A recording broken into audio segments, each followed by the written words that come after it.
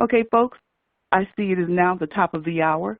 For those of you just joining, welcome to today's webinar, Form 1116, Certain Income Resourced by Treaty. We're so glad you're joining us today. My name is Yvette Davis, and I am a Senior Stakeholder Liaison with the Internal Revenue Service, and I will be your moderator for today's webinar, which is slated for approximately 100 minutes. This webinar offers up to 2 IRS continuing education credits. Certificates of completion will be emailed to the registration email address of qualifying participants as a PDF attachment. The email will be from the email address seen on this slide, that is cl.sl.web.conference.team@irs.gov. Please take a moment to add this email address to your contacts to ensure you receive the email with the certificate attached as a PDF.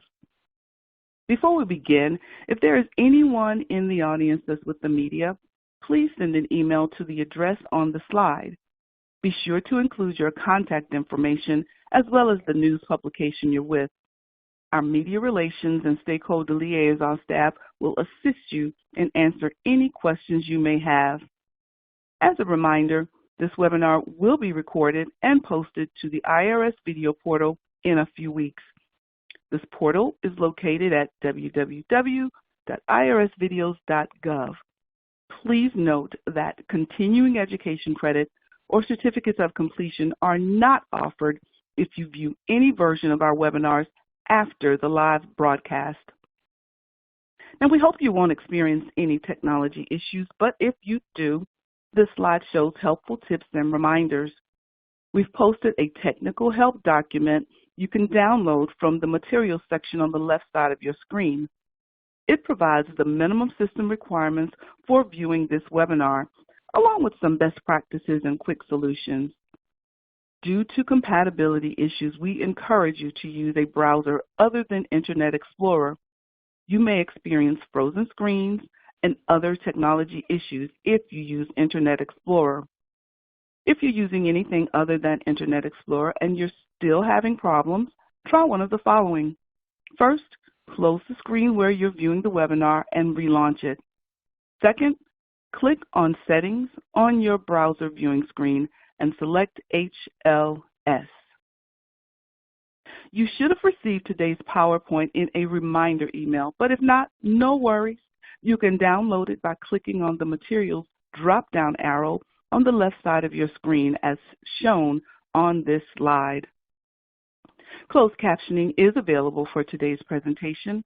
If you're having trouble hearing the audio through your computer speakers, please click the closed captioning drop-down arrow located on the left side of your screen. This feature will be available throughout the webinar. If you have a topic-specific question today, please submit it by clicking the Ask Question drop-down arrow to reveal the text box. Type your question in the text box and then click Send. Now, folks, this part is very important. Please do not enter any sensitive or taxpayer-specific information. During the presentation, we'll take a few breaks to share knowledge-based questions with you. At those times, a polling style feature will pop up on your screen with a question and multiple choice answers. Select the response you believe is correct by clicking on the radio button next to your selection and then click Submit. Now, some people may not get the polling question, and this may be because you have your pop-up blocker on. So please take a moment to disable your pop-up blocker now so you can get the questions and answer the questions. We're going to take some time and test the polling feature. Here's your opportunity to ensure your pop-up blocker is not on so you can receive the polling question throughout the presentation. And here's the question. Have you ever viewed an IRS National Webinar recording from the IRS Video Portal? Answer A for yes, B for no, or C, where is the IRS Video Portal? All right, folks, take a moment, click the radio button that corresponds to your answer. Have you ever viewed an IRS National Webinar recording from the IRS Video Portal? A, yes, B, no, or C, where is the IRS Video Portal? Okay, let's go ahead and stop the polling now, and let's see how the majority of you responded. Waiting for the polling to pop up. Still waiting. Okay. All right. It looks like 56% of you responded no, you have never viewed an IRS National Webinar recording from the IRS Video Portal, and that's okay. That's quite all right. We hope you received the polling question and you were able to submit your answer. If not, now's the time to check your pop-up blocker to make sure you've turned it off. Again, we've included several technical documents that describe how you can allow the pop-ups based on the browser you're using. Just click on the Materials drop-down arrow on the left side of your screen to download your browser document. Okay, again, folks, welcome. We're so glad you've joined us for today's webinar. Before we move along with this session, let me make sure you are in the right place. Today's webinar is Form 1116, Certain Income Resourced by Treaty. This webinar is scheduled for approximately 100 minutes. We want everyone to know that no personal taxpayer data was used for this presentation. All data shown is an example of what taxpayers and tax professionals may see. Now, folks, let's get excited. Let me introduce today's speakers.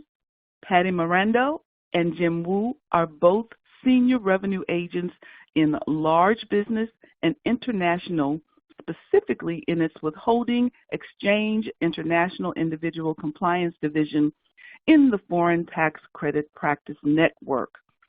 Both Patty and Jim joined the IRS in 2010. Both are technical specialists with extensive experience focusing on the foreign tax credit for individuals. Andrew Naughton is an attorney in Branch 3 with the foreign tax credits at the Office of Associate Chief Counsel International, and he joined in the IRS in 2021. He, too, is extremely knowledgeable in all areas of the foreign tax credit and has represented the government on tax panels at tax conferences. Now, folks, I'm going to turn it over to Patty to begin the presentation. Patty, you've got the floor. Thank you, Yvette. Hello, everyone, and welcome to today's webcast. We recently held an event called the ABCs of the FTCs in January, and that should be available on the website's video portal. This covered an overview of how the FTC can provide relief to taxpayers who may be subject to double taxation. Today, we will look at the relief from another angle. This category involves examining the existence and rules of international agreements or treaties which impact the foreign tax credit. Questions such as when does foreign law control the credit calculation and when does U.S. law control? How do treaties impact the calculations, etc.? Before we begin, let's look at some acronyms. We have FSTI, which is your foreign source taxable income. We have FTC, which is your foreign tax credit. We have GILTI, G-I-L-T-I, which is the global intangible low tax income. We have the Internal Revenue Code, the IRC. Let's move on now to today's topics. There are options of providing relief from double taxation.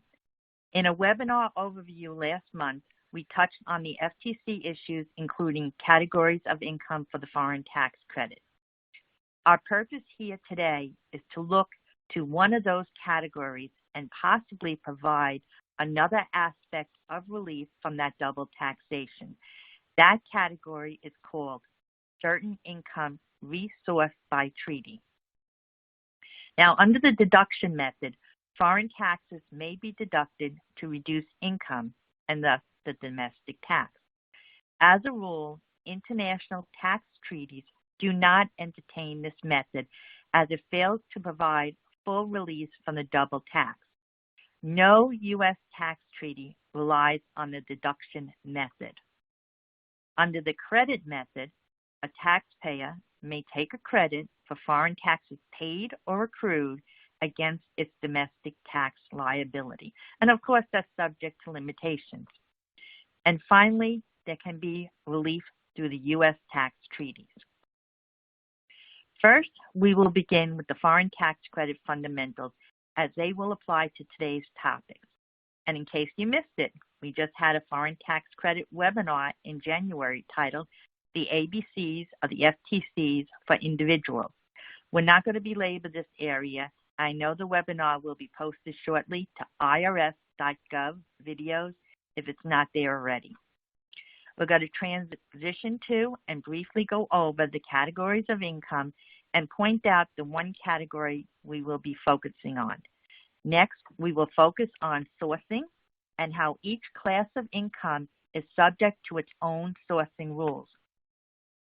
Lastly, we look at the U.S. sourcing rules under the Internal Revenue Code and through the lens of a bilateral tax treaty. There can be situations where income is resourced from the U.S. to foreign.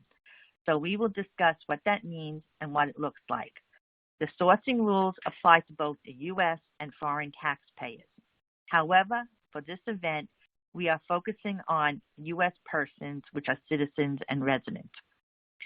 Next, we will talk about the foreign tax credit fundamentals. The taxation of U.S. citizens and residents, domestic corporations, and domestic trusts and estates on income earned from both the U.S. and foreign sources often results in double taxation. And there are two main IRC sections for the foreign tax credit. One section is to alleviate the potential double taxation. We have the Internal Revenue Code, Section 901, which allows, subject, of course, to limitations, a credit for foreign taxes paid or deemed paid by the U.S. taxpayers. Under IRC Section 904, that credit is limited to a portion of the U.S. tax liability of worldwide income that is attributable to the taxpayer's foreign source income. Now, let's talk about categories of income. As you know, the 1040 encompasses our policy of taxing worldwide income, and it is then reduced for adjustments, expenses, itemized or standard deductions, etc., to arrive at the worldwide taxable income. The Form 1116 reflects the foreign portion of that worldwide income. As we discussed in the January webinar, each category requires a separate Form 1116, which is calculated similar with foreign source gross income of that category, less any relevant foreign expenses, to arrive at foreign source taxable income for that category. A similar calculation of the limitations is then computed for each category. The requirement for separate calculations of each category is to prevent the blending of the high and low tax rates for the various types of income. Let's look at the Form 1116 and the category we will focus on today. Excuse me. Here we see the front of page 1 of the Form 1116. The upper section shows the 7 categories of income, and we sometimes refer to these as baskets. The two most common are the passive and general categories. And I'm going to say that again. The two most common are the passive and general categories.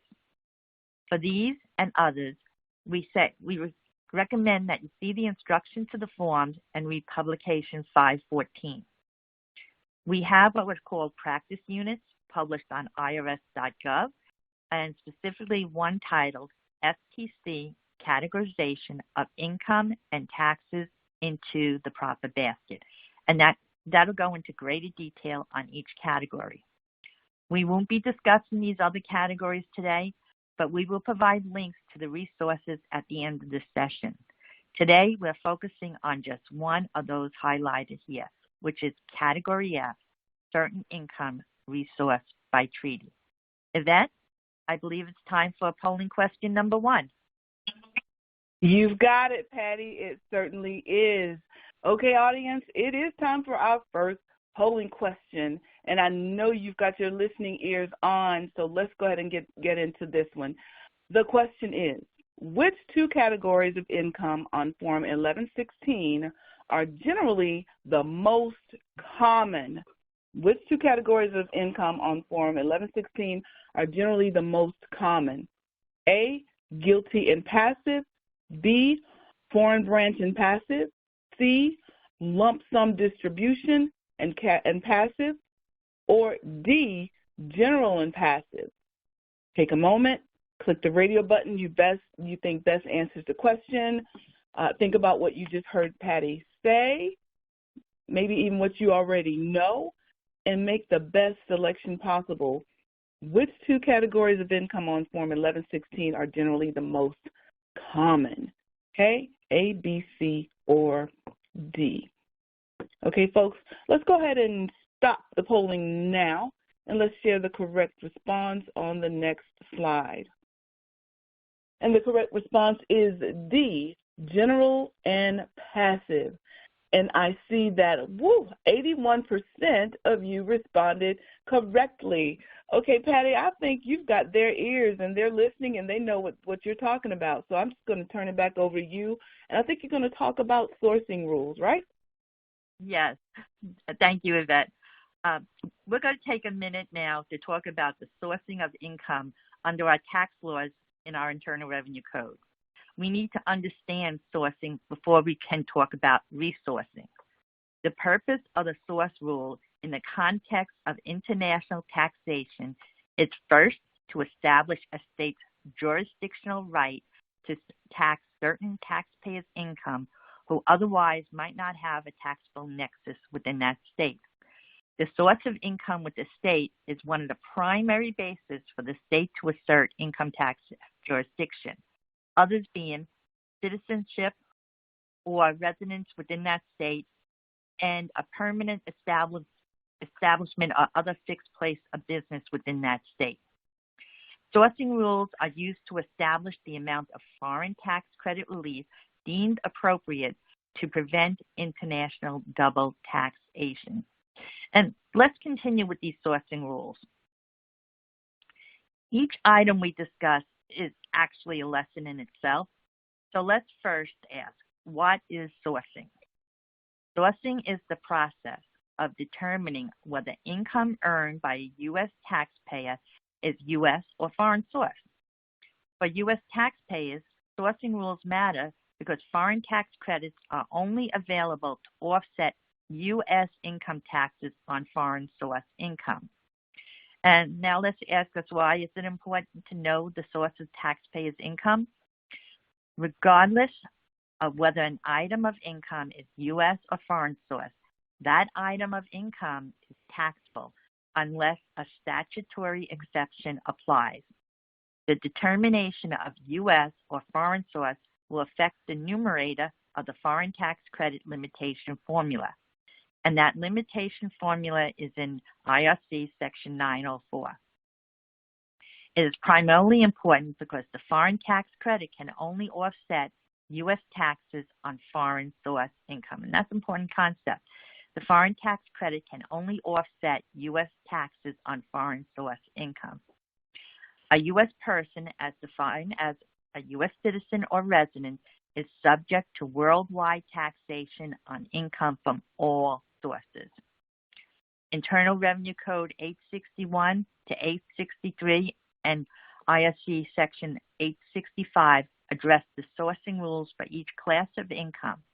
However, they can be complicated, and be aware they're subject to many exceptions. Keep in mind that many income tax treaties to which the U.S. is a party vary the sourcing rules contained in the regular Internal Revenue Code. Here we see Code Section 861 through 865. They and the regulations thereunder control whether income earned by a taxpayer is U.S. or foreign source. IRC 861 is income from sources within the United States. IRC 862 is income from sources without the United States. We want to point out that 861 and 862 both address gross income under subsection A and taxable income under subsection B. Under 861B and 862B and the correspondence regulations, deductions are allocated and apportioned to items or classes of U.S. gross income and foreign source gross income to arrive at net income. IRC 863 income is other than those described in Section 861 and 862, and this includes income from sources partly within and partly without the U.S. IRC Section 863 is the code section for what is called a split source rules and applies to international economic activity. That is more defined as opposed to having some wages or income from performing personal services both to the U.S. or foreign sources. IRC 863 also talks about the ocean and space and certain foreign currencies. IRC 864 is not necessarily about sourcing, but it does provide definitions and special rules. IRC 865 are the rules for the sale of personal property. Now remember, these are code sections to determine the sourcing, not the taxability. Other code sections determine whether or not the income is taxed. The next slide will give a brief overview of the most common items seen for individuals. It is not a complete listing, and of course the code, the regs, the forms, instructions, and publications, as well as the practice units I mentioned earlier, should be reviewed. This chart is only a summary and depicts the general U.S. rules of sourcing of income. And I'm going to go through these common ones, but know that their sourcing rules can be complicated, and keep in mind they're subject to many exceptions within each. In fact, there's more exceptions than general rules. As we said today, the topic will be on income tax treaties to which the U.S. is a party, and how they may vary the sourcing rules contained in the Internal Revenue Code. So we have salary and wages, and that is sourced where the services are performed. We have U.S. Social Security benefits, and that is always U.S. source. Pensions are where the services are performed that earn the income, but it may depend on the location of the pension trust. Interest is the resident of the payer. Dividends, the residence of the corporation. Rent is the location of the property. Royalties of the natural resources is the location of the property. Now, royalties for patents, etc., is where the property is used. The sale of real property is the location of the property. The sale of personal property is the seller's tax home. The sale of purchased inventory is where the property is sold. The sale of produce inventory are where the goods are apportioned, where the goods are produced, and an apportionment may be necessary. Now, for a deeper discussion on the overall sourcing, as always, refer to the code, the regs, the instructions, and publication 514, as well as various practice units published on sourcing on IRS.gov. Yvette, I believe it's time for our second polling question. Yes, Ms. Patty, it certainly is. Okay, audience, it is time for our second polling question, and here we go. When sourcing income for purposes of the foreign tax credit, A, should you consult only the IRC and regulations? B, consult only the tax treaty with a foreign country? C, consult both the IRC, regulations, and a tax treaty?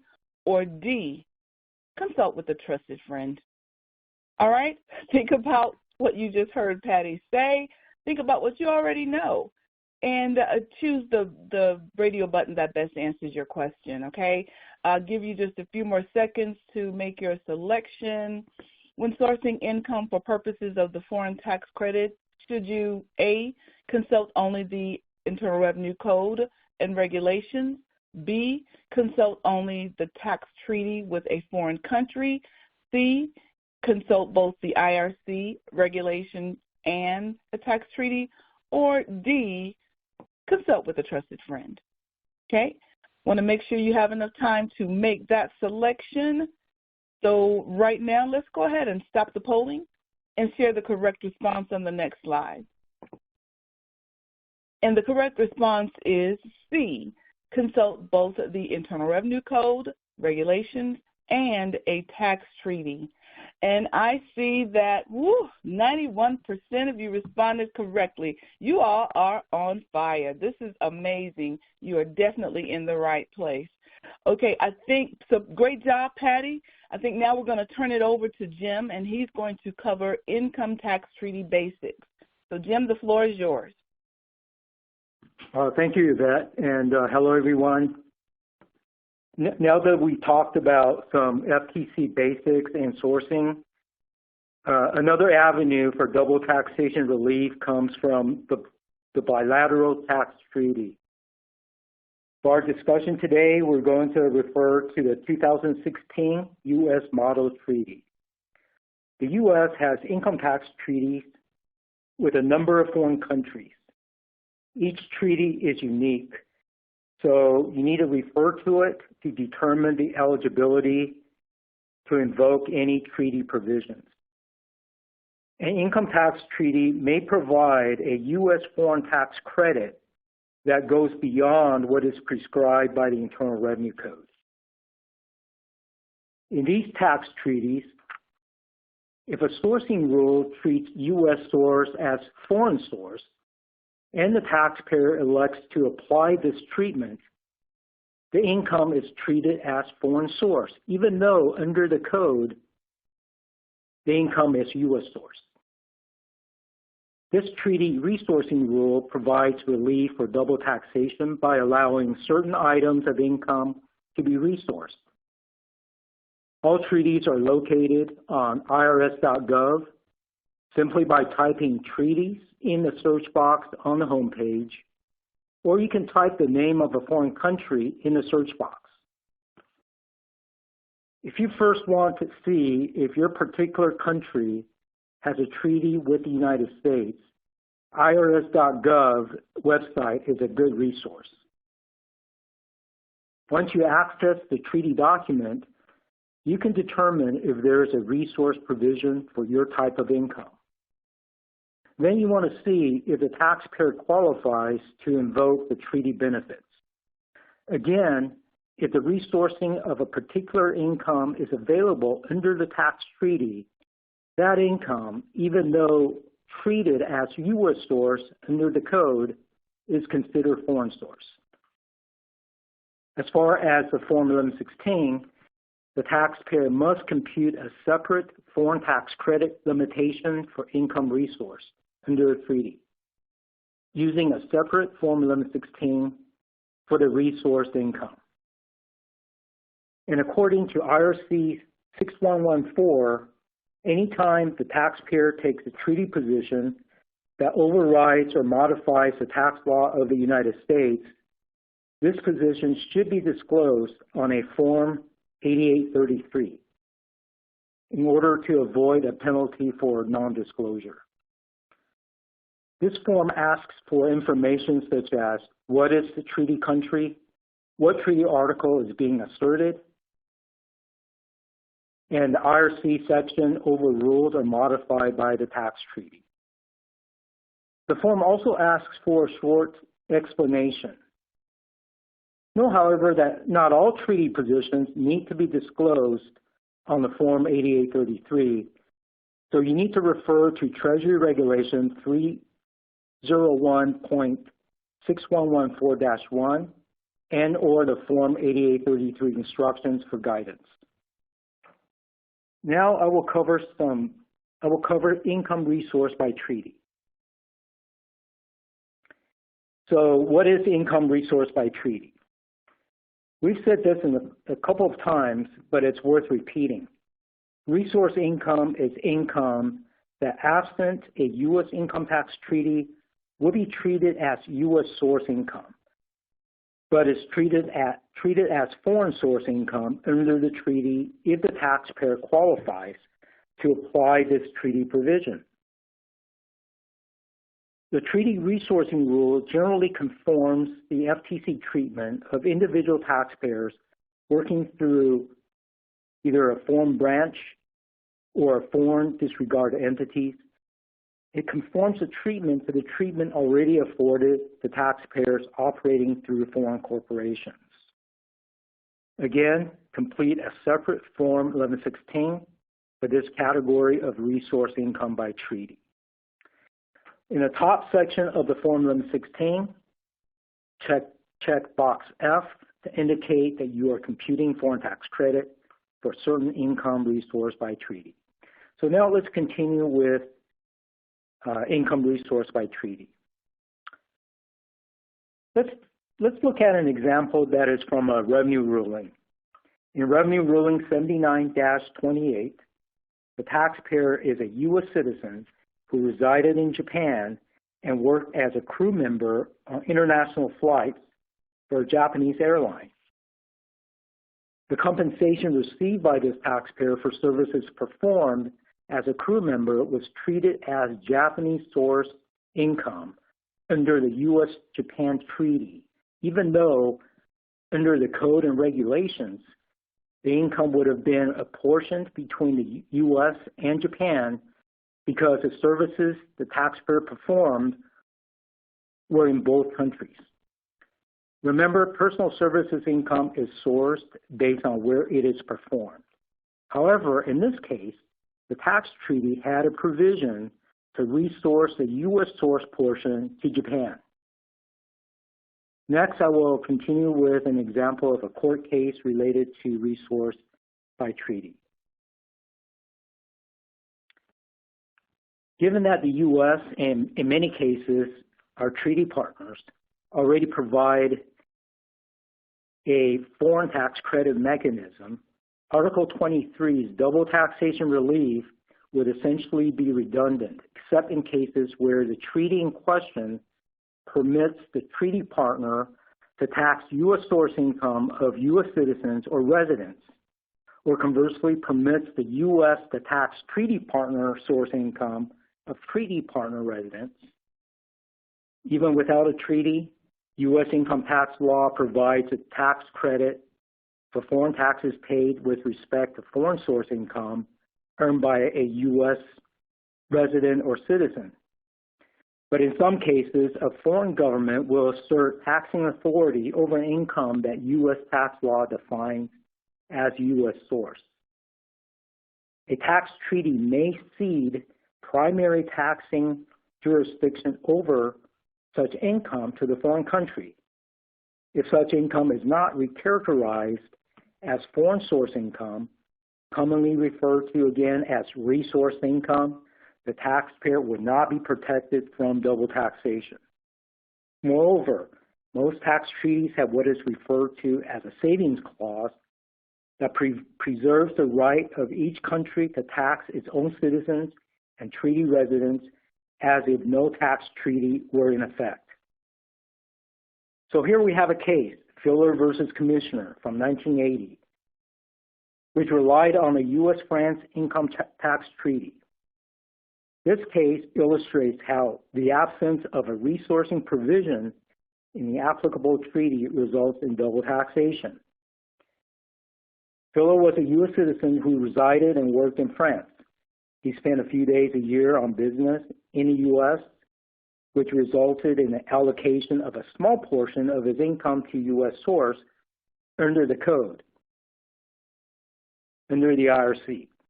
However, under the U.S.-France Income Tax Treaty of 1967, later amended by the 1970 Protocol, Article 15, or Personal Services Article, of the applicable treaty, France asserted the right to tax the taxpayer's entire income on the basis of residency and would have had sole jurisdiction to tax his income.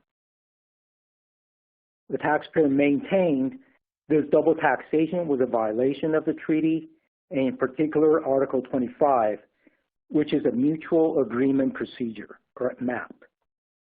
For those unfamiliar with MAP, it provides for an international administrative procedure of both countries' competent authority to resolve inequitable situations. The tax court pointed out accordingly that Article 25 MAP is administrative and not judicial. Since the taxpayer was a resident of France, if they were to proceed under the MAP, it was incumbent upon the taxpayer to present the matter to the competent authority in France. The court also determined the savings clause did not include Article 15 among the articles which take precedence over the savings clause. As a result, the tax court held that the U.S. retained the right to tax him as a U.S. citizen. The tax court further held that the relief from that double taxation article of the treaty neither prevented the U.S. from taxing the income nor required a credit for French taxes paid on the U.S. source income. This resulted in double taxation and wasn't a good result for the taxpayer. Yvette, now it's time for our third polling question.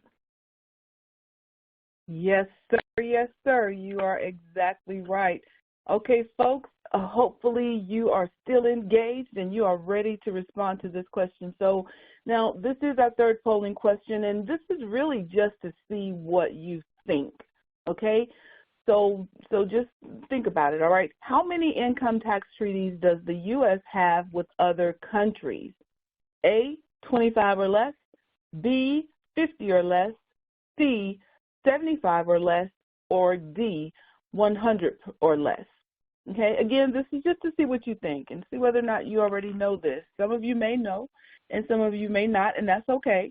All right, we just want to see what you think. How many income tax treaties does the U.S. have with other countries?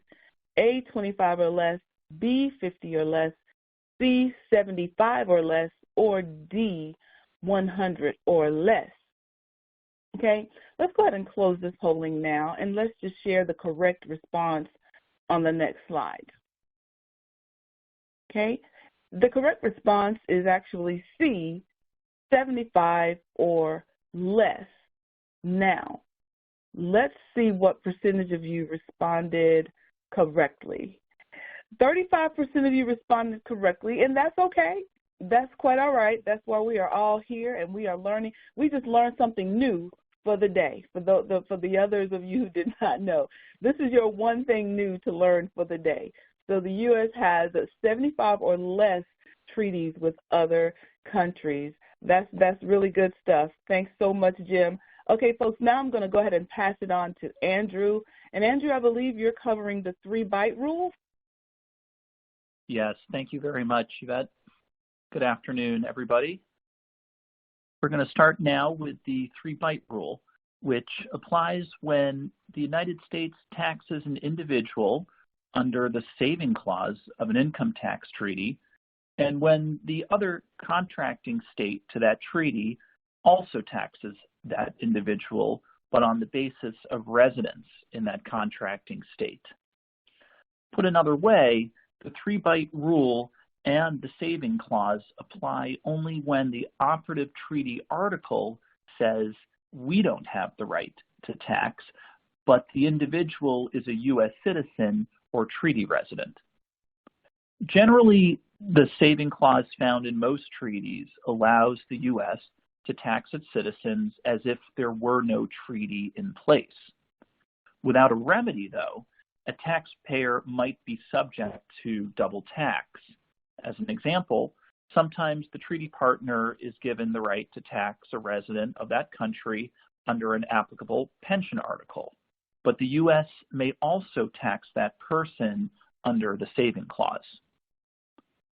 The double taxation article of most income tax treaties generally requires one country to allow foreign tax credits or an exemption of the underlying income for taxes paid to the other country. Therefore, there are special rules to allow relief from double taxation for U.S. citizens who are treaty residents in a foreign country that has a treaty in place with the U.S. These special rules are known as the 3-byte rule. It's also worth noting at this point that the saving clause is usually subject to specific and limited exceptions, such as the relief from double taxation article. And again, double taxation is mitigated by credits and the relief from double taxation article of the treaty. Let's continue with the 3-byte rule. The double tax article generally contains a 3-byte rule to prevent the other state from bearing the full cost of U.S. tax on its citizens when the rate would be higher than the rate of tax the U.S. could impose on U.S. source income derived by a treaty resident. So the 3-byte rule allocates the taxing rights of the two treaty countries on items of U.S. source income earned by U.S. citizens who are also treaty residents. There are exceptions, however, where the saving clause does not apply, such as the relief from double taxation article. The 3-byte rule applies when the United States taxes an individual on the basis of citizenship under the saving clause of the treaty, and the other country taxes the individual on the basis of treaty residence. And just note that this rule is based on a treaty with a provision like that in the U.S. model treaty. Let's move on now to some more information about the 3-byte rule. As I began to discuss in the previous slide, the 3-byte rule applies when the United States taxes an individual citizen under the saving clause and the other country taxes the individual on the basis of residence in that country. So here's the process of how the 3-byte rule works. Under the 3-byte rule, the first bite at the apple is the U.S. right to tax U.S. source income under the treaty when it's derived by a resident of the treaty country. The other country, in turn, allows a foreign tax credit for the tax the United States could impose if the taxpayer were not a U.S. citizen.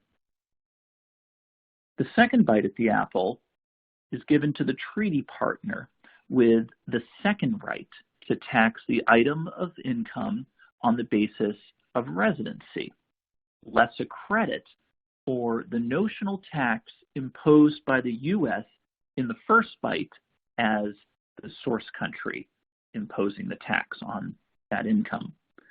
The United States gives a foreign tax credit for the residence-based tax paid to the treaty country, less the U.S.'s notional first bite, but such a credit cannot reduce the U.S.'s first bite to tax. This preserves the U.S.'s taxing jurisdiction. The U.S. resources the underlying income as foreign source to the extent necessary to allow a foreign tax credit, as will be mentioned on the next slide. Now I'll share some more information about the 3-byte rule. As I was just mentioning, with respect to the second bite, in order for the U.S. to provide a credit for the tax paid to the other country on U.S. source income, that income must be resourced to the foreign country to the extent necessary to avoid double taxation. This in turn will allow for sufficient Section 904 limitation within a specific category for the foreign tax credit to offset that foreign tax on the foreign source income. And finally, with the third bite, the United States may collect residual U.S. tax. For instance, if the U.S. tax rate is higher than that of the contracting states and there is a residual amount left over, the United States taxes this amount. It's also important to keep in mind that there won't always be a third bite. The third bite will occur only if the U.S. tax rate is higher than the resident state tax rate. Yvette, I think it's time for our fourth polling question. I think you're right, Andrew. Okay, folks, it is time for our fourth polling question, and here we go.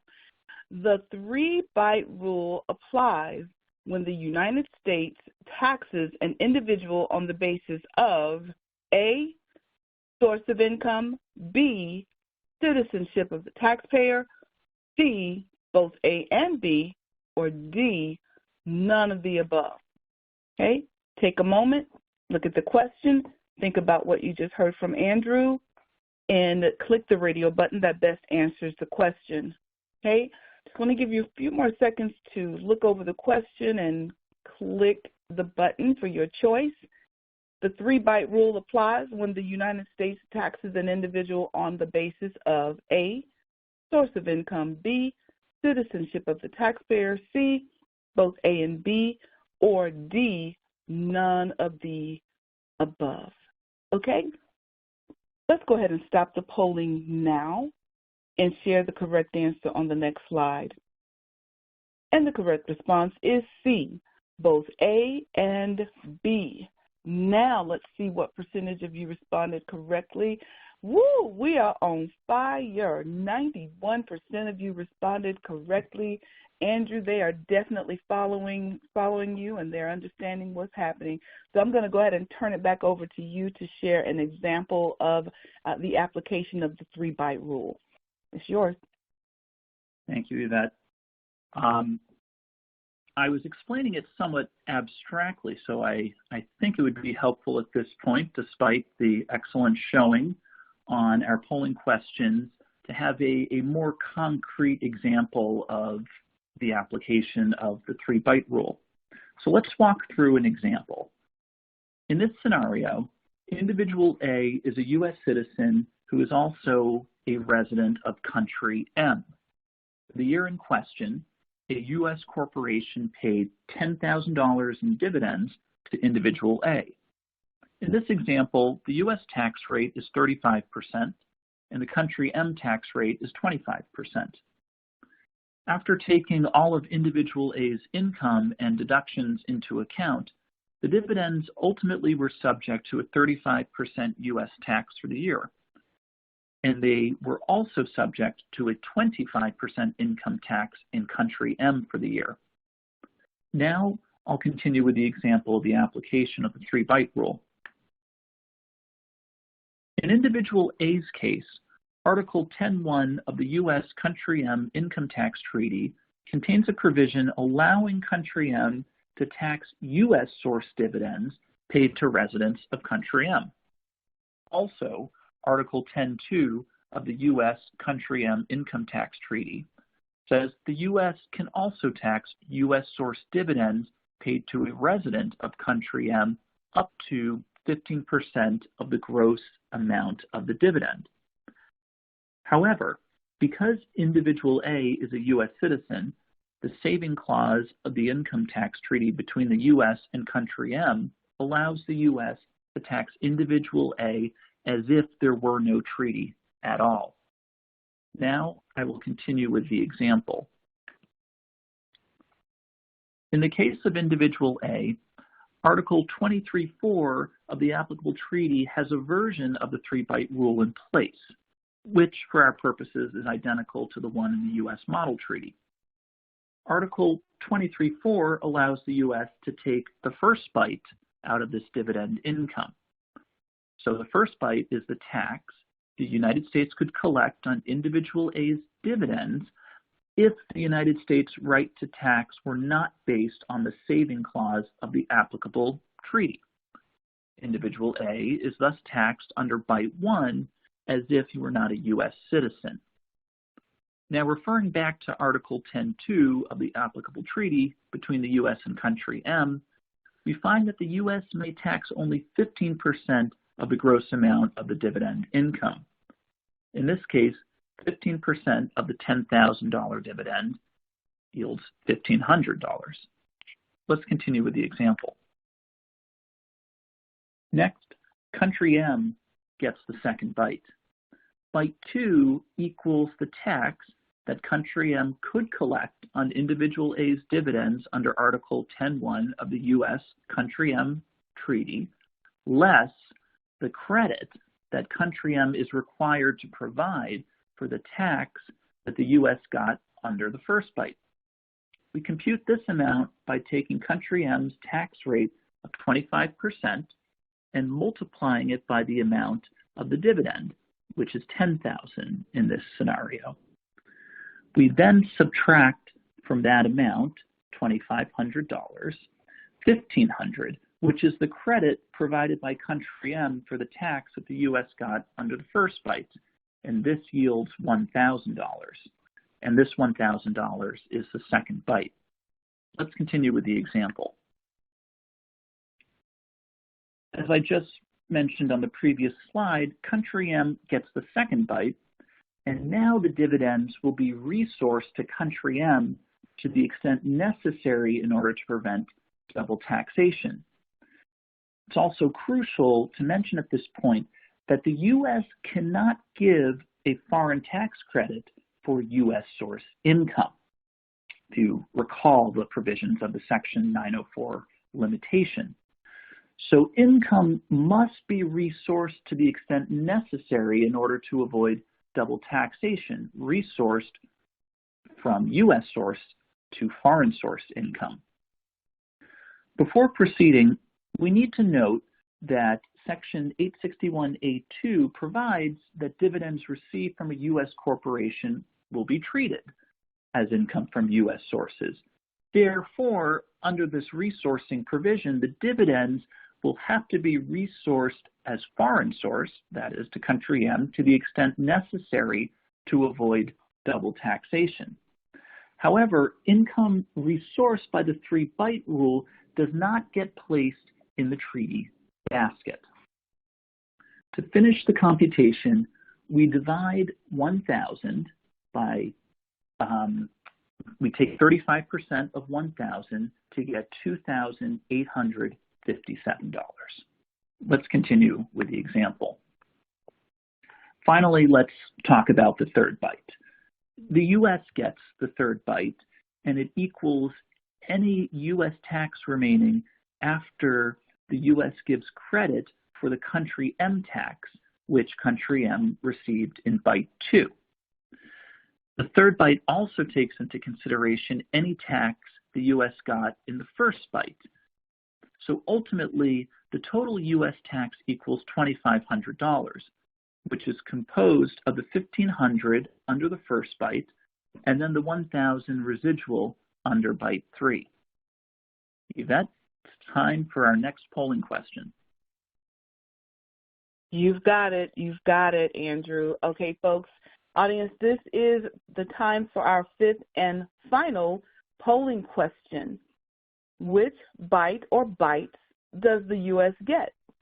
A, the first bite, B, the second bite, C, the third bite, or D, the first and third bite. Okay, think about what you just heard. Think about what Andrew just said. Think about what you already know. And click the radio button that best answers this question. I want to make sure I give you enough time to respond to the question. Which bite or bites does the U.S. get? A, the first bite, B, the second bite, C, the third bite, or D, the first and third bite. Okay? Make your best choice now. Click the radio button that best answers the question. Okay? All right, folks, we're going to go ahead and stop the polling now, and let's share the correct response on the next slide. And the correct response is D, the first and third bite. Now let's see what percentage of you responded correctly. Okay, Andrew, it looks like 77% of our audience responded correctly.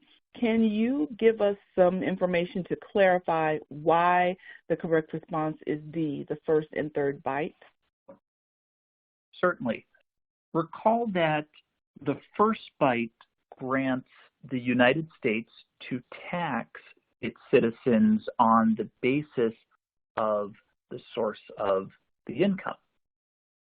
And the third bite allows the United States to impose a notional tax amount, that is to say, if there's any residual amount of income that generally occurs if the tax rate in the U.S. is higher than that of the contracting party's tax rate, to tax on the basis of citizenship. So the U.S. is able to tax under the first bite as well as under the third bite.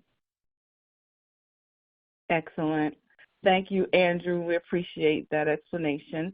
Okay, folks, now let's go ahead and turn it back over to Patty. I believe Patty's going to cover resources. Patty, the floor is yours. Thank you. Well, listed here are some of the resources that you may find helpful. We have publication 54 is the tax guide for U.S. citizens and resident aliens abroad. Publication 514, which is the foreign tax credit for the individuals. We have publication 901, U.S. tax treaties. And we have the form and the instructions for the form 1116. We also have taxpayers assistance within the United States, and we have taxpayers assistance outside of the United States. So it's back to you, Yvette. All right. Thank you so much, Patty. Hello again, everybody. It's me, your moderator, Yvette Davis, and I'll be moderating the Q&A session. Before we get started with the Q&A session, I do want to take a moment to thank everyone for attending today's presentation, Form 1116, Certain Income, resourced by Treaty. Earlier I mentioned that we want to know what questions you have for our presenters. Here is your opportunity. If you haven't input your questions, there is still time, folks. So go ahead and click on the drop-down arrow next to Ask Questions field. Type in your question and click Send. Patty, Jim, and Andrew are all staying on with us to answer your questions. Now, one thing before we get started, we're going to try our best to get to all the questions submitted. But if we don't have time, again, know that we are getting to as many questions as we have time for, okay? Let's go ahead and get started so we can get to as many questions as possible. All right, let me look through here. And thank you all so much for submitting your questions, those of you who have already sent those questions in. We've got some great questions in here for you all, Patty, Andrew, and Jim. So let's go to Patty first. Okay, Patty, I'm coming your way. The first question is this. Do I have to file a Form 8833 for each year I take a treaty position? Patty? Oh, I could answer that one. So the taxpayer is required to file a treaty-based position disclosure, and they use the Form 8833, and that needs to be attached to the tax return for every year that treaty position applies. And it should, what the 8833 includes is the article of the treaty. It'll ask you the amount and the type of income that's exempt. It's going to ask you the treaty country, and it's going to ask you the tax code that you're going to modify. And so, you need to file each year that you take a treaty position. Okay, excellent. Thank you so much, Patty. And I do see another question here in reference to the 8833, so I'm going to stick with you, okay, if you don't mind. This person is asking, what type of penalty is there for not filing the Form 8833? Yeah, the penalty is pretty steep for not filing the 8833. It's a $1,000 penalty for each year that a taxpayer fails to disclose his treaty position. Now, this can be abated if the taxpayer can show reasonable cause, but we all agree a $1,000 penalty for each year they fail to disclose that position. Okay, sounds good. Thank you so much, Patty, for that. Okay, Jim, let's come on down the aisle and come to you with this next question, if you don't mind. This question is, when there is a conflict between the code and a tax treaty, which one has supremacy? The tax code, the treaty, or Yeah, that's a very good question. And Yeah. I will go to Code Section 7852D. That's 7852D. And according to that code section, neither the code nor a tax treaty has a preferential status. So then how does that answer the question? Well, in practice, there is what's called a later in time doctrine, which means that whichever was enacted first, be it the code or the tax treaty, whichever was enacted at a later date should prevail or take precedence. However, I just want to say here that this is not a hard and fast rule. So you will need to do some additional research on the issue at hand when there's a conflict between the code and the treaty for a particular scenario, just to be sure. Okay, excellent. Thank you so much, Jim. I appreciate that. Okay, folks, the next question that I see here, and I'm not sure which one is going to answer this. I believe it's Jim. You mentioned the savings clause. They're asking for you to explain that a little bit. Sure. So what is the savings clause? Well, simply put, the savings clause in the treaty from the U.S. standpoint means with respect to U.S. citizens, the U.S. reserves the right to tax its citizens as if the treaty were not in effect. So as a result, the taxpayer would be taxed under the provisions of the IRC, unaffected by the treaty. And so it doesn't matter if the U.S. citizen is considered a tax resident in a treaty country based on the treaty.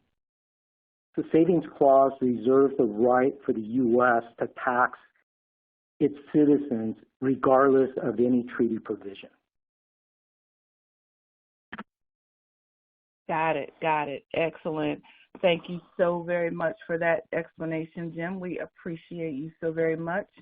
Okay, so now let's move over. Let's see the next question we have. And let's go to this particular question. All right, Patty, I think you can answer this one for us. It says, I have a client that worked in Canada 2009 to 2021. Over that time, he has accumulated a foreign tax credit of $12,000. He no longer works in Canada. Can he continue to offset his U.S. tax liability by filing the Form 1116 and using these foreign tax credits? Well, I hate to be the bearer of bad news, but the foreign tax credits are only available to offset U.S. income taxes on foreign source income. So in this particular case, it looks like the taxpayer no longer has foreign source income, so he cannot avail himself of the foreign tax credit at this time. But he can carry it forward for a certain number of years due to limitation. But once that time limitation runs out, he loses that foreign tax credit. Ooh, so, bad news indeed. That is bad news. But, my goodness. If he gets foreign income down the road, he can offset it as long as it's within that type of category, if it's general, et cetera. So, yeah, it's bad news. I'm sorry. Oh, sorry, folks. Okay, thanks, Patty. You're just delivering the information. That's okay. We don't make the rules, right? All right. Okay, this is another question. If I find that there is a resourcing provision in a tax treaty, what is the next step to determine if my taxpayer is eligible? I think, Jim, that's you. Yes, Matt, I can try to answer that question. I think once you have ascertained that there's that such resourcing provision in a tax treaty, I think the next logical step you want to take is you want to check the taxpayer's residency status in the foreign country to see if, in fact, the taxpayer meets the criteria laid out in the treaty in terms of being a tax resident of that foreign country. And of course, you also want to determine the taxpayer's status with respect to the U.S. as well, whether that taxpayer is a U.S. citizen, a legal resident, or altogether a non-resident of the United States. Okay, got it. Okay, excellent. Thank you so much, Jim. Okay, Patty and Jim, I think I've picked on you enough. Let's move on to this next question, and I believe this one is for Andrew. And the question is this: can the foreign tax credit be used against U.S. taxes for U.S. sourced income that is taxed by a foreign state? It's a good question, and it gets to one of the core principles of the foreign tax credit. The short answer is no, but there are a few exceptions. And as a general matter, under Section 904, the foreign tax credit is limited to U.S. tax that would otherwise be imposed on foreign source income. And of course, under Section 904, there are various separate limitation categories into which foreign source income is placed and divided depending on the type of income that is earned. In the case of individuals, generally speaking, that will be passive income or general basket income, wage income, as opposed to investment income. But the foreign tax credit is only going to offset the taxes that are imposed on foreign source income. Otherwise, there's no real specter of double taxation. However, in the case of a U.S. citizen living abroad, there is the possibility that he or she may be taxed by both the United States and the foreign jurisdiction on U.S. sourced income. And the most common example of this would be dividend income. And that's because dividend income is sourced based on where the dividend is received. And if the dividend is received from a U.S. corporation of which the taxpayer is a shareholder, then the source of that dividend income will be U.S. source. And because of the worldwide nature of U.S. taxation, the individual is taxed by the United States on the basis of source, and the foreign jurisdiction may also tax that individual by virtue of residency in that treaty country. So what the 3-byte rule does is it provides a resourcing provision that allows for this U.S. source income, this dividend income that normally would not be eligible to have a foreign tax credit to offset foreign taxes imposed on it, be treated nonetheless as foreign sourced for the limited purpose of the Section 904 limitation, which allows for the foreign tax credit mechanism to operate. So the short answer is no, the foreign tax credit cannot be used against U.S. taxes for U.S. source income that's taxed by a foreign state, except under this is one example of an exception to that general rule under the 3-byte rule. Awesome. Great information, Andrew. Thank you so much for that detailed explanation. I know we've got some folks out there taking notes furiously, trying to keep up with all this good information. So thank you again. Okay, folks, the next question is, what happens if there is no tax treaty with a particular foreign country? Is there potential for double taxation? I think, Patty, did you talk about that, or Jim? Which one of you talked about that? I could answer that. As we discussed in the previous January webinar, the ABCs of FTCs, there's always that potential of double taxation when there's not a tax treaty in effect. And I seem like I'm the bearer of bad news here lately. There is that double taxation because there's no offsetting treaty position to say differently. So there's the bearer bad news. But we do have the webinar, the ABCs of FTCs that we did in January that covered that in some detail. So those that want to, they could refresh themselves with that once it's uploaded to the portal if it's not already. All right. Man, Patty, I think we need to find you some more questions here. You get stuck. But that's okay. Good information nonetheless. All right. So this is another question. Let's just, I think you may be able to answer this one as well, Patty. Does the U.S. have a treaty with Armenia? Well, I don't know the tax treaties and which countries off the top of my head. I do know some general ones. And this is where I'm going to plug our IRS.gov website. Yes. If you want to go to our IRS.gov and in the search box do a search of U.S. tax treaties, our most current treaties will appear and come up. So you could actually check to see which countries we have tax treaties with. And that's at IRS.gov. In the search box, type in treaties. Excellent.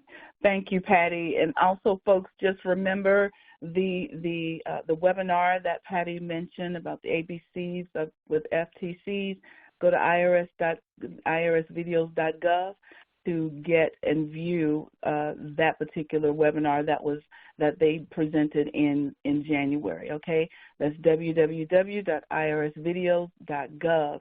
so that you can view that ABCs of FTCs webinar that Patty just mentioned, okay? All right. Here is another question. Let's go over to Jim. I believe you were talking a little bit about this as well.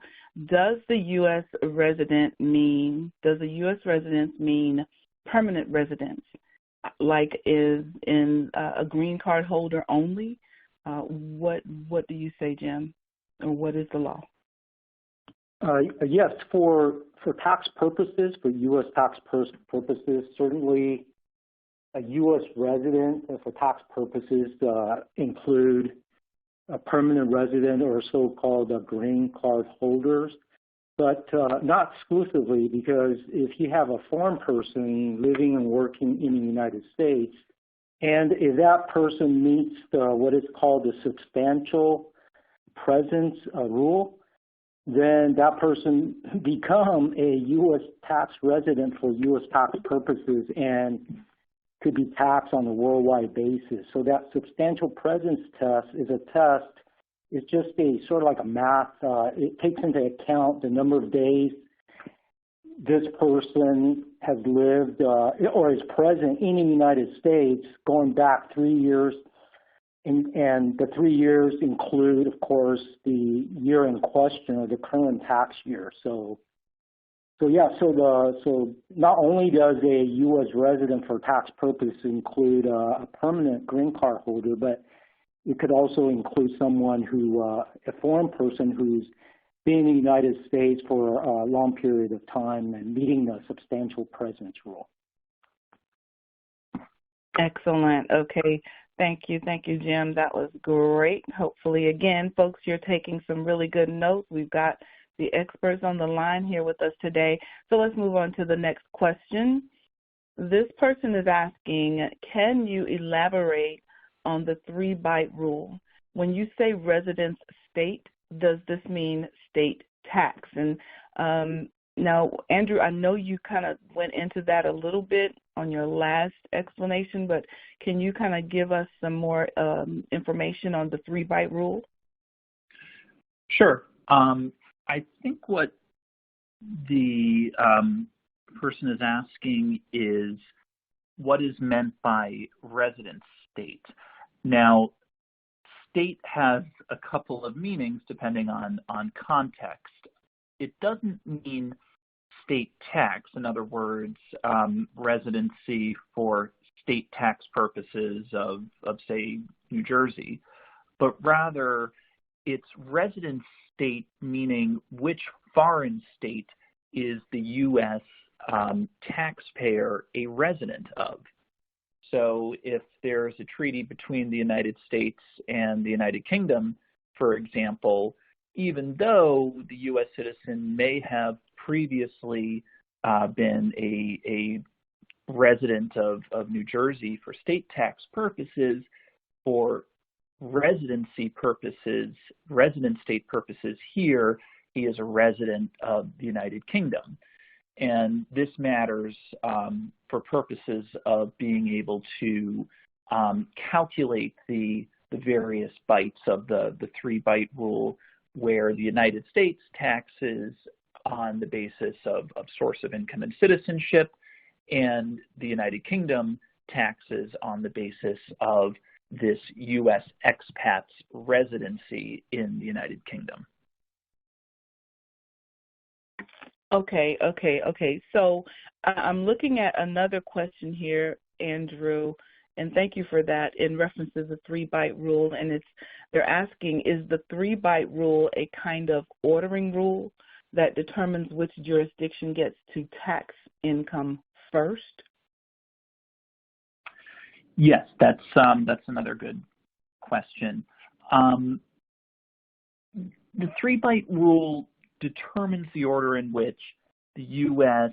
and the treaty country with which the U.S. as a treaty partner will be able to tax income.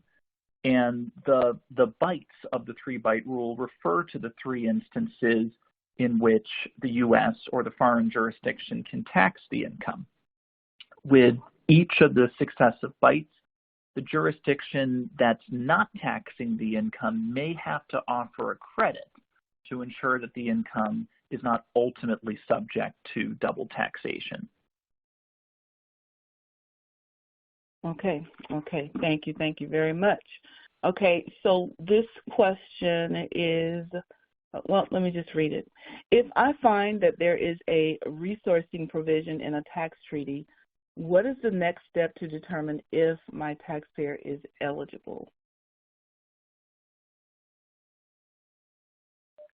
Yvette, I think we've answered a similar question before. Yeah.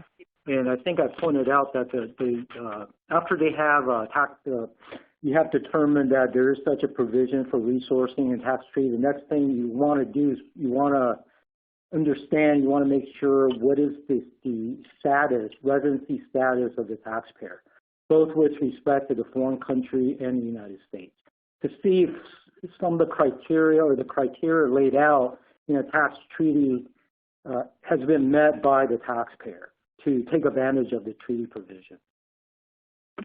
Mm-hmm. Okay, awesome.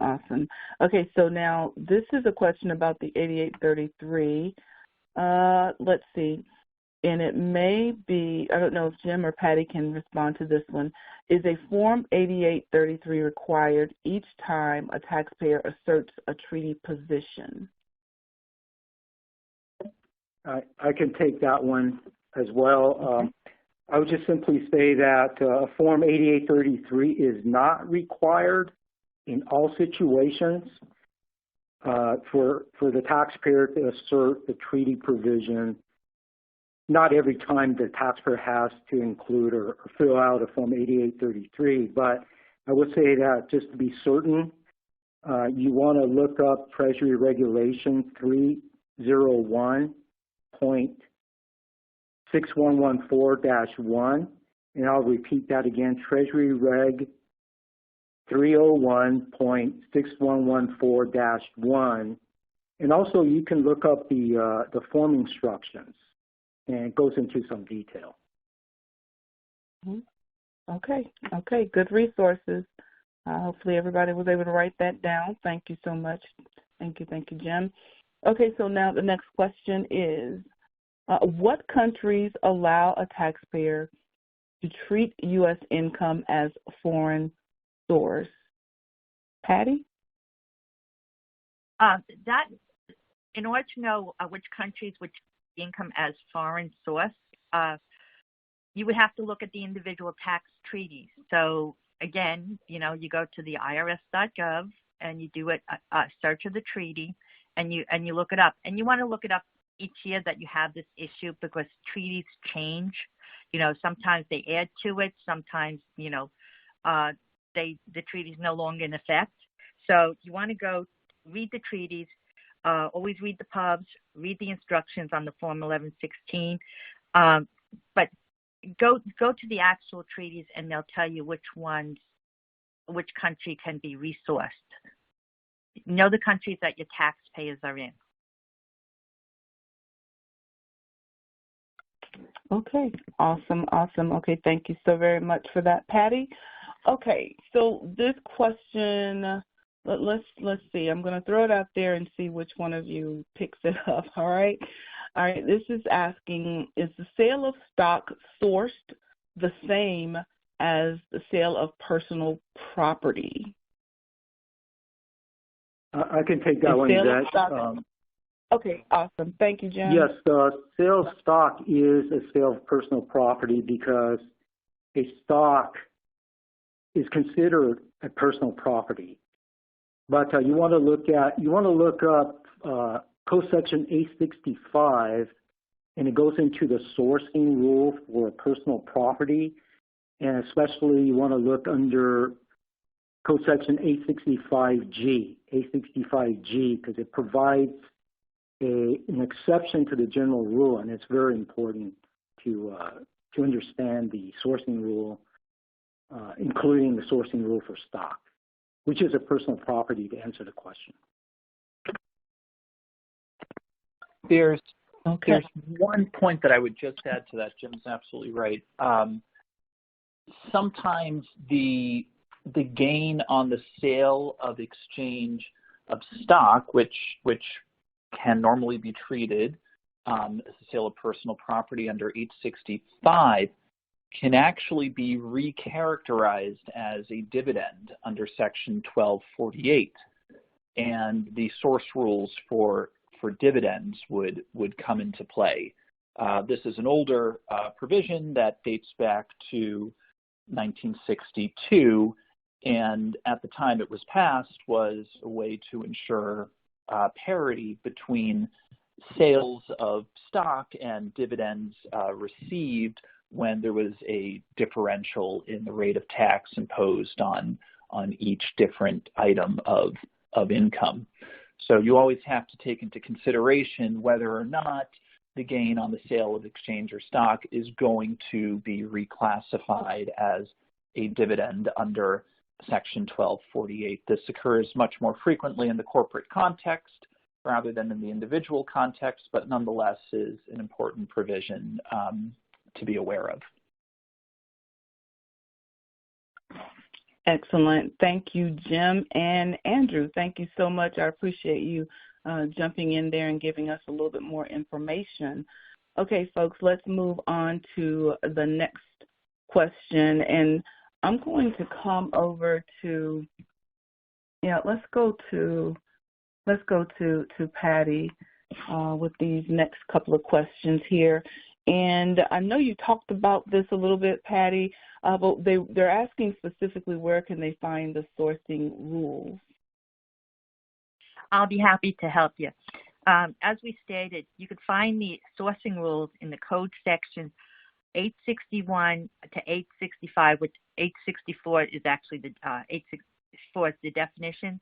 You could also find sourcing rules in the regs, the instructions, and the publication 514. You always want to read your tax treaty to see if the treaty states the income should be treated differently. But it's actually in the codes and the regs, your sourcing rules. And like I said earlier, and I'm going to reiterate, treaties change all the time. Like just recently, the Hungarian tax treaty was terminated. So you want to always check the most recent information for the treaties. Awesome. Thank you, Patty. And while I've got you here, there's another question about the 8833. How do they file that form? That's easy. Basically, the form 8833 should be filed with your tax return. And if you don't have a filing requirement because you're taking the treaty position, you should file it at the service center where you would normally file a return. So basically, you attach it to the form and to the form 1040, and whatever form you're filling out, and then If you don't have to fill out a form, then of course you file the 8833 with the service center that you would normally file at. Okay, so just another question in addition to that, Patty, you know, we always promote electronic filing in the IRS. Is this something that can be electronically filed? That I am not aware of. They've gotten more progressive with what could be electronically filed. It depends on their tax software that they have. I am not in that unit that handles electronic filed returns, so I'm not the person to answer that. No worries. And the preparers out there probably know better than I on whether it could be or not. Yeah, they do know I a would lot say of stuff. that the form instruction for the Form 8833 should make that point clear. Awesome, awesome. Always go back to the instructions, folks. Always go back to the instructions. Thank you so much. Thank you so much, both of you. All right, let's move on to the next question. Folks, again, I hope you are taking notes because we're getting some bits of information that you probably wouldn't be able to get unless you had these three experts at your office, so you can ask them those direct questions. Okay, so Andrew, I'm going to come back to you. There's always there seems to be a lot of questions in reference to the 3-byte rule, and just give us a little bit more on the 3-byte rule. And this particular person says that you said the 3-byte resource income does not go into the treaty basket. They're asking if you could just elaborate on that for them. Sure. Even though there is a separate basket from the 4 general limitation categories for income resource by treaty, there's a different rule with respect to income that's resourced under the 3-byte rule. And this is outlined in the Section 904 regulations, -4, and income that's resourced under the 3-byte rule doesn't actually go into the treaty basket.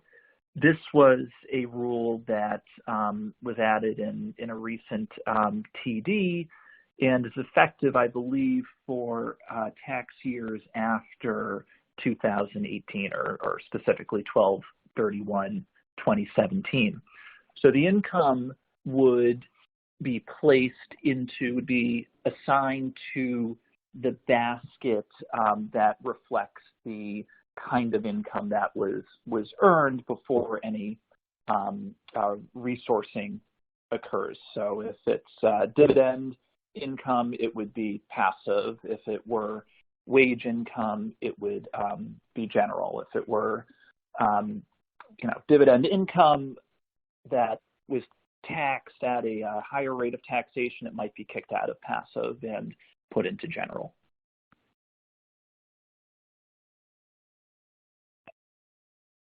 Okay, all right. Thank you so much, Andrew. I appreciate that response. I appreciate you all so much for providing such detailed information for us. Okay, and just another question here. When it comes to if either one of you, any of you can answer this particular question, and I know you've given us a lot of resources.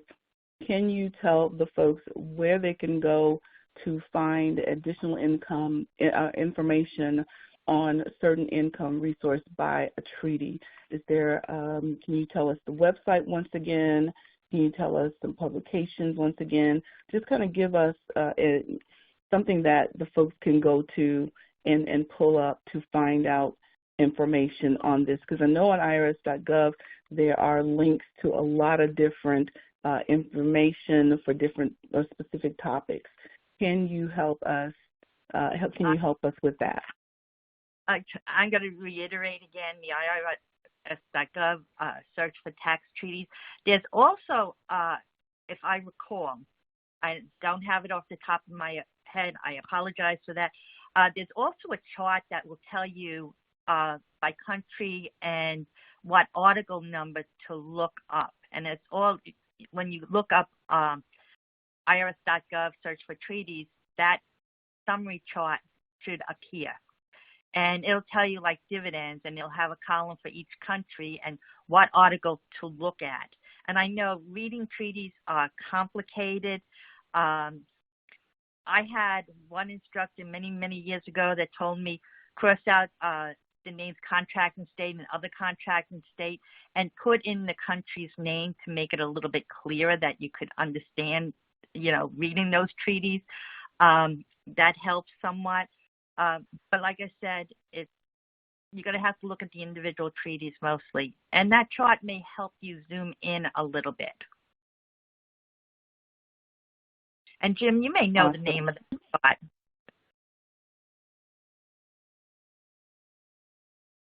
Can you say again, Patty? I didn't hear you. You may know that the name of that summary chart that breaks out what article and country. I know it's under IRS.gov. You're talking about the... I'm not really sure the exact question. It's like a summary of all the tax treaties and what article. You're talking about Table 1. So, yeah, there's a table actually that sort of summarizes all the treaty with the different countries that we have treaties with, and the treaty rate for certain types of income. It's sort of like in different columns. And that, I would say, if you go to IRS.gov and in the same search box, you can type in, say, Table 1, say tax treaty table. And it should pull that up.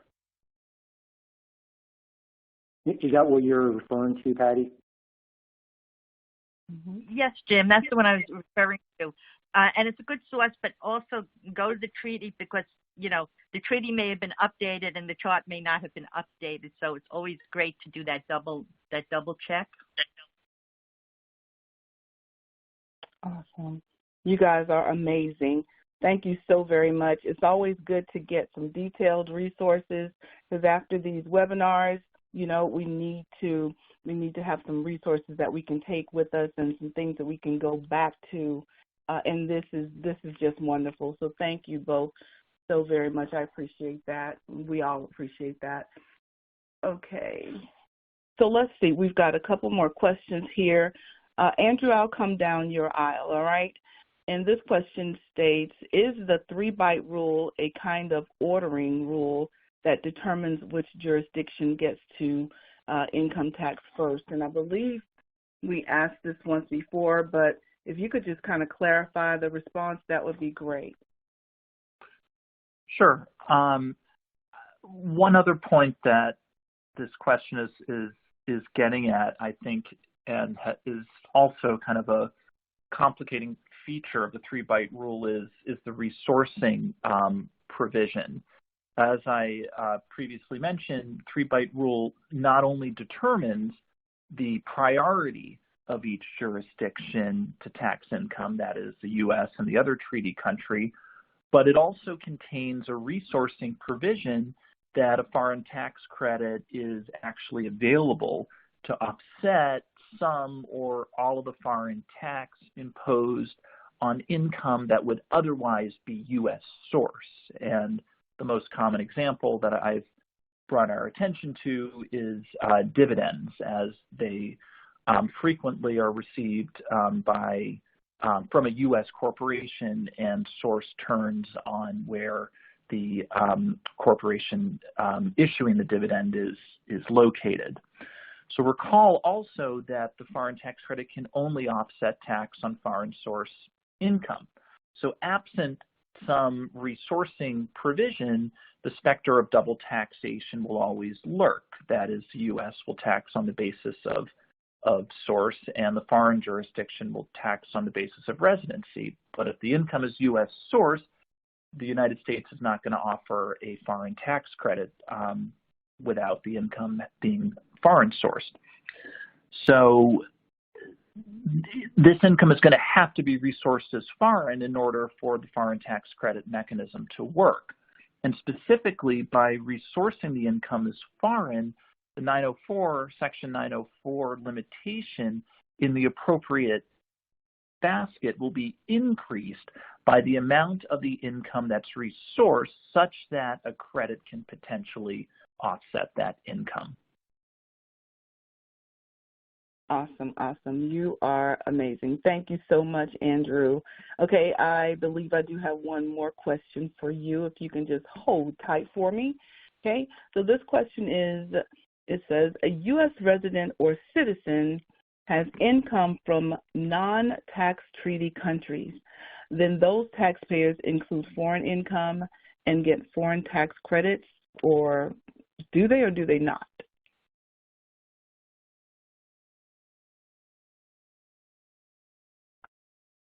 Who wants that one?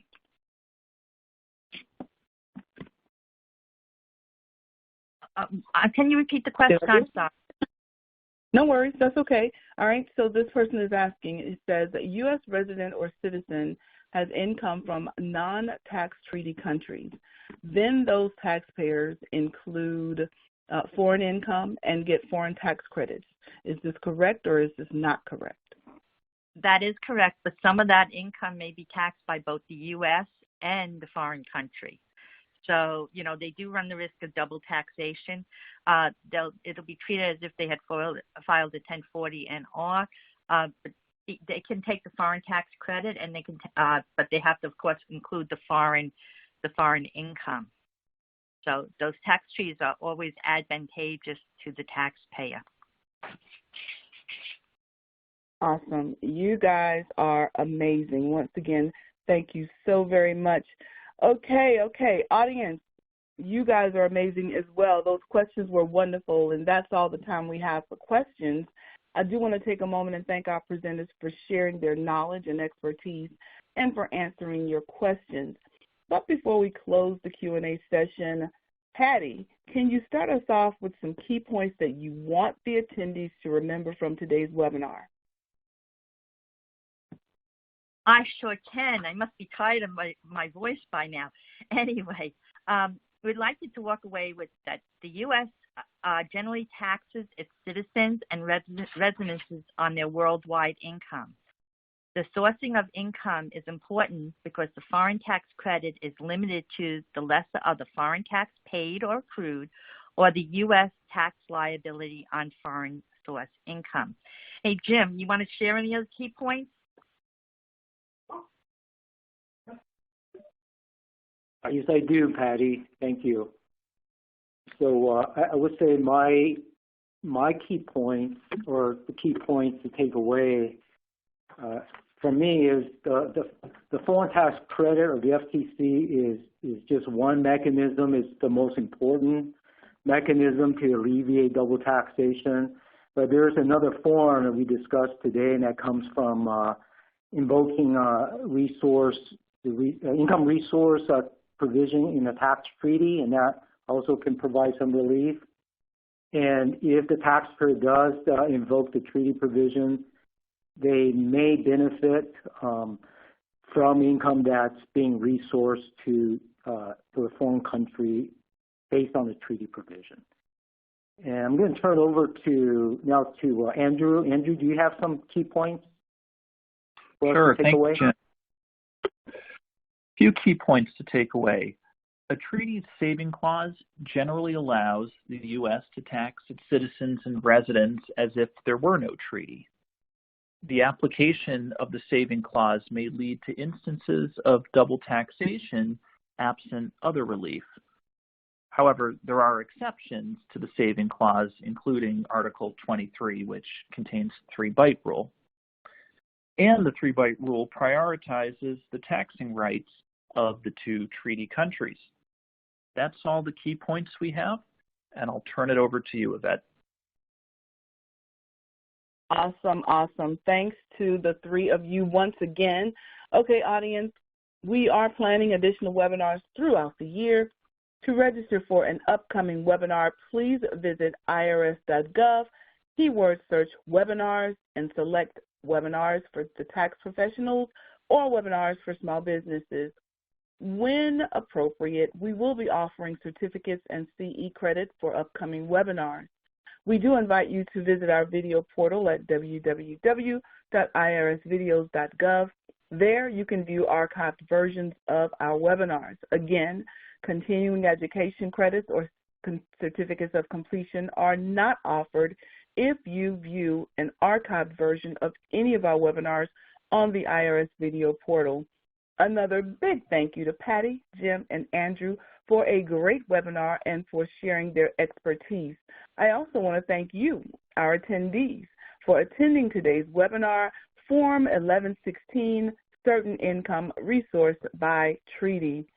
If you attended today's webinar for at least 100 minutes after the official start time, you will receive a certificate of completion for 2 IRS CE credits.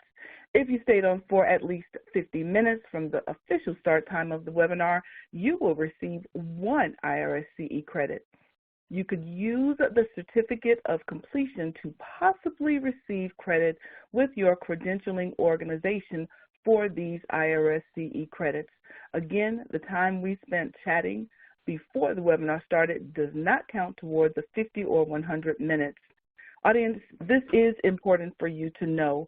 Certificates of completion will be emailed to qualifying participants to their registration email as a PDF attachment. The email will come from the email address seen on this slide, cl.sl.web.conference.team@irs.gov.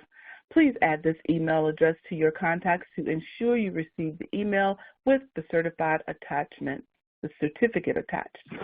Okay, if you're eligible for continuing education from the IRS and registered with your valid P10, your credit will be posted in your IRS P10 account. If you provided a P10 and qualified for CE credit, your first name and last name and P10 have to match exactly with the information in your IRS P10 account.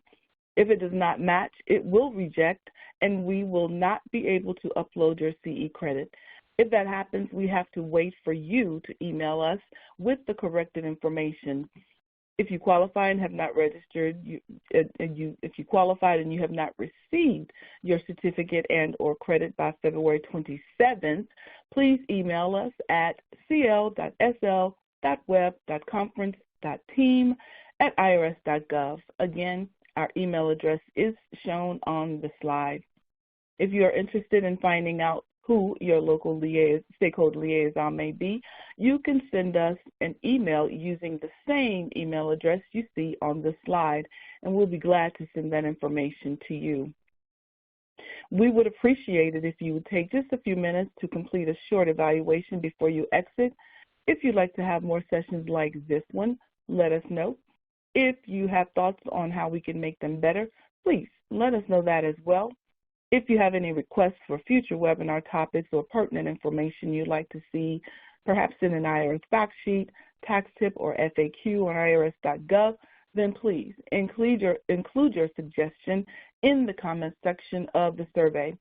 Click the survey button on the right side of your screen to begin. If it doesn't come up, check to make sure you disabled your pop-up blocker. Folks, it has been a pleasure to be here with you, and on behalf of the Internal Revenue Service and our speakers, we would like to thank you for attending today's webinar. It is important for the IRS to stay connected with the tax professional community, individual taxpayers, industry associations, along with federal, state, and local government organizations.